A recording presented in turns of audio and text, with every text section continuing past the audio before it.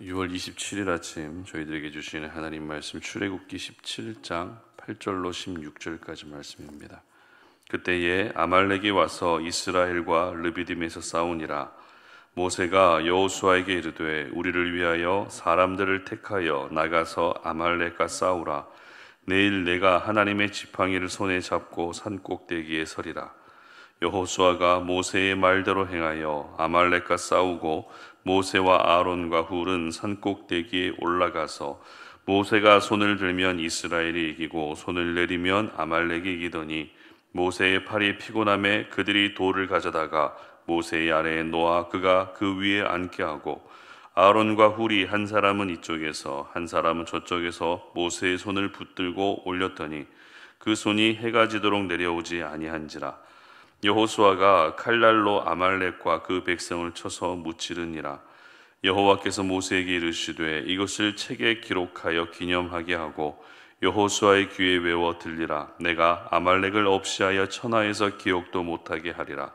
모세가 제단을 쌓고 그 이름을 여호와 니시라 하고 이르되 여호와께서 맹세하시기를 여호와가 아말렉과 더불어 대대로 싸우리라 하셨다 하였더라. 아멘. 받은 은혜를 지키기 위한 싸움을 싸워라 라는 제목으로 오늘 아침 말씀 전합니다.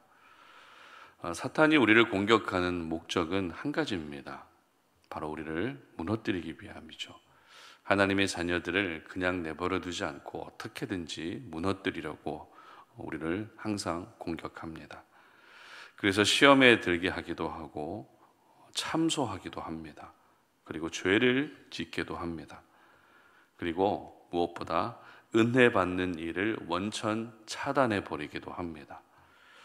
그런데 더욱 사탄의 술수가 교묘해진 것은 요즘에는 먼저 은혜를 다 받게 합니다. 그리고 나서 받은 은혜를 빼앗아 버리는 방법으로 저희들을 또 무너뜨린다는 것입니다. 여러분도 그럴 때가 있지 않습니까? 한참 은혜로 충만해져 있을 때 유독 사탄의 공격이 더 심하고 한참 은혜를 많이 받고 있을 때 사탄의 유혹이 더 심하다는 것입니다. 따라서 우리가 사탄의 전략을 잘 간파하고 있는 이상 은혜를 받았다고 해서 좋아하고 안심하고만 있을 것이 아니라 은혜를 받았기 때문에 사탄의 공격은 더 심해진다는 것을 아시고 미리 싸울 준비를 항상 하고 계셨으면 좋겠습니다.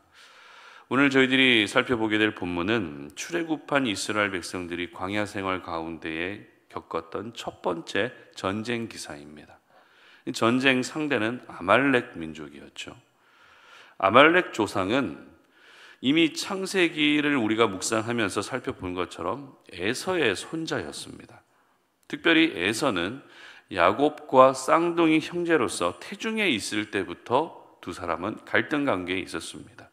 그런데 그 갈등 관계가 수백 년이 흘렀음에도 불구하고 에서의 후손 아말렉과 야곱의 후손 이스라엘의 갈등이 출애굽기에서도 계속 이어지고 있었던 것입니다.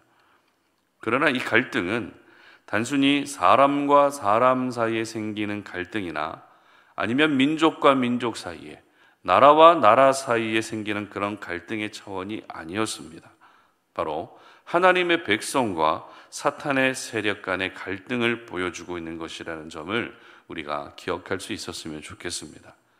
따라서 예수 믿고 구원받은 하나님의 자녀들의 삶에는 항상 사탄의 방해와 공격이 따라올 수밖에 없고 이 갈등 관계는 우리가 천국 가는 그 순간까지 계속될 수밖에 없는 것입니다.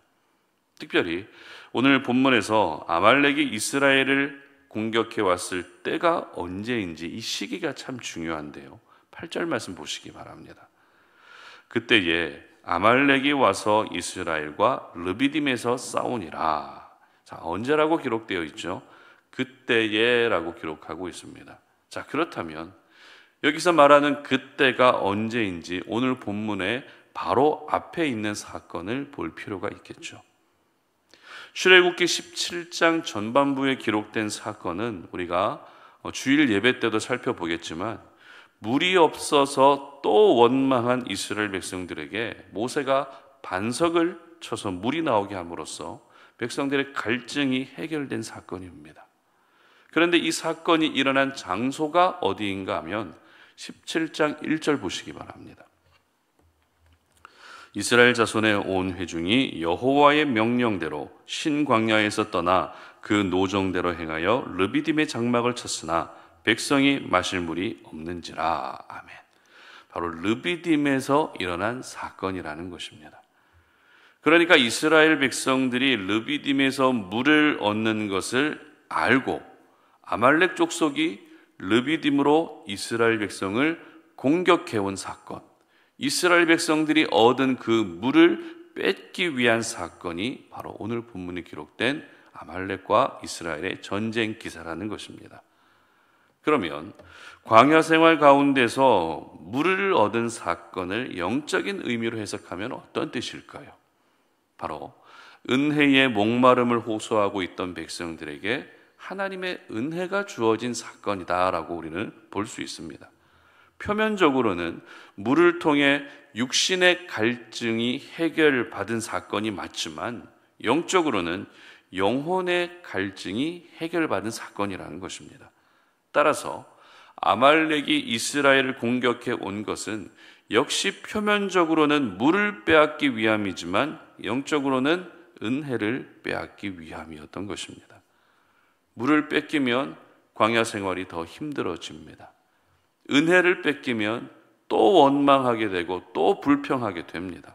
따라서 모세의 입장에서는 어렵게 얻은 물을 절대 뺏길 수 없었고 어렵게 얻은 은혜를 절대 뺏길 수 없었던 것입니다.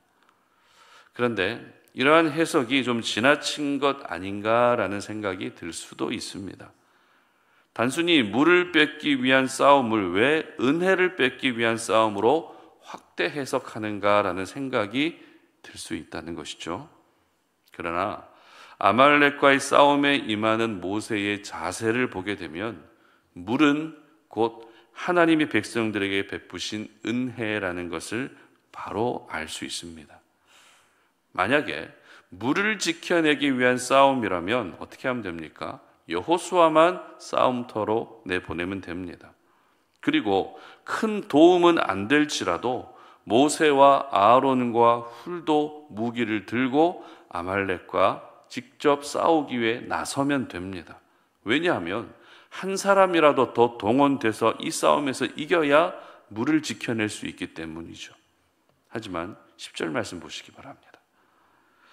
여호수아가 모세의 말대로 행하여 아말렉과 싸우고 모세와 아론과 훌은 산 꼭대기에 올라가서, 자, 싸움터로 나가야 될 모세와 아론과 훌이 향한 곳이 어디입니까? 산 꼭대기였습니다. 그리고 11절 보시기 바랍니다. 모세가 손을 들면 이스라엘이 이기고 손을 내리면 아말렉이 이기더니. 그러니까 모세가 산 꼭대기에 올라간 이유는 기도하기 위해서였는데 손을 들고 기도하면 싸움에서 이기고 그 손이 내려가면 싸움에서 지게 되는 기이한 일이 일어났다는 것입니다.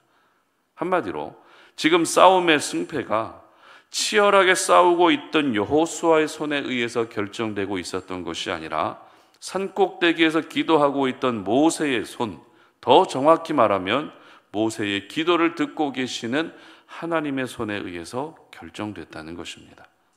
이처럼 아말렉과의 싸움은 단순히 물을 지켜내기 위한 물리적인 싸움이 아니라 받은 은혜를 지켜내기 위한 영적인 싸움이었던 것입니다. 그리고 결국 이 싸움은 모세의 손이 내려오지 않도록 아론과 훌이 양 옆에서 모세의 손을 계속 받쳐주면서 승리하게 되죠.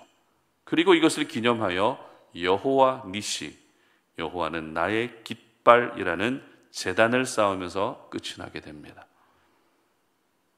예로부터 어른들이 아이들에게 항상 하시는 말씀 중에 차 조심해라, 싸우지 마라, 이런 말들이었습니다.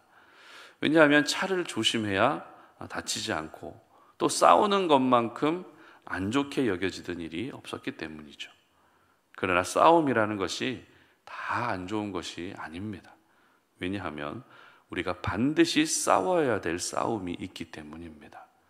그리고 그 싸움의 상대는 사람이 아니라 사탄과 싸워야 되는 영적 싸움, 영적 전쟁이기 때문에 우리는 이 싸움만큼은 절대 피할 수가 없습니다.